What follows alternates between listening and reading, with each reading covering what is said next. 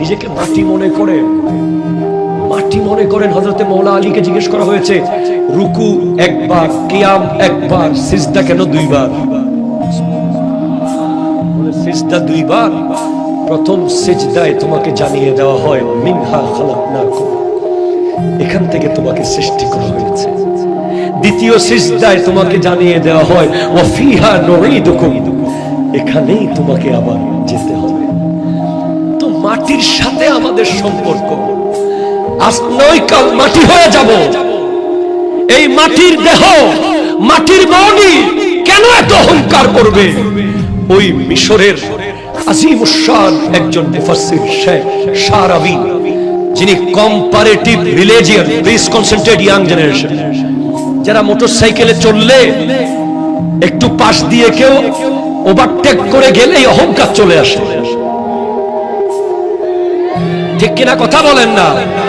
নেতার সাথে একটা ছবি তুলতে পারলেই অহংকারে তার পাশ দিয়ে আর হাঁটা যায় না। ভালো একটা 200 টাকা কামালেই অহংকারে তার সাথে আর কথা বলা যায় না।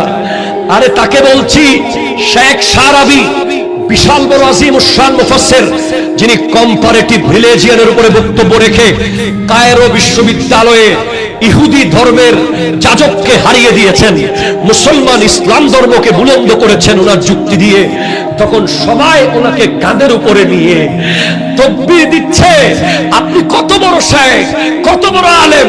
কিছুক্ষণ পর উনি ঝাঁপ দিয়ে নেমে একা ড্রাইভ করে, ড্রাইভারকেও ডাকে নাই, গাড়ি নিজে নিয়ে মিশরের এক সরকারি বাথরুমে গিয়ে সেখানে বাথরুমের দরজায় লক করে ভিতরে বসে আছে।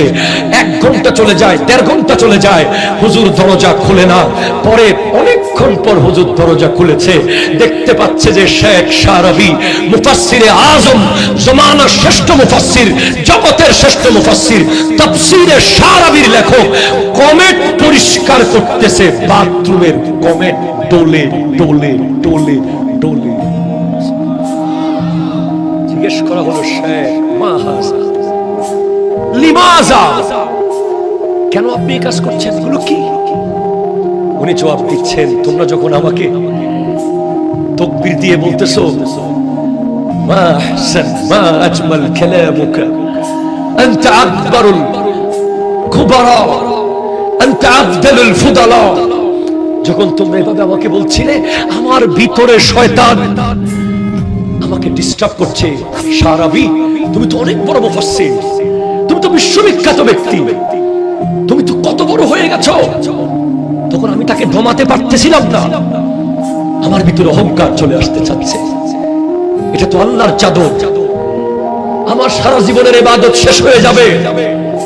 এই ভয়ে আমি বাথরুমে গিয়ে কমেট সাফ করে করে শয়তানকে দমন করতেছি আর বলতেছি, আমি কিচ্ছু না, আমি একটা মেথর, কমেট পরিষ্কারকারী, আমার কোনো যোগ্যতা নাই।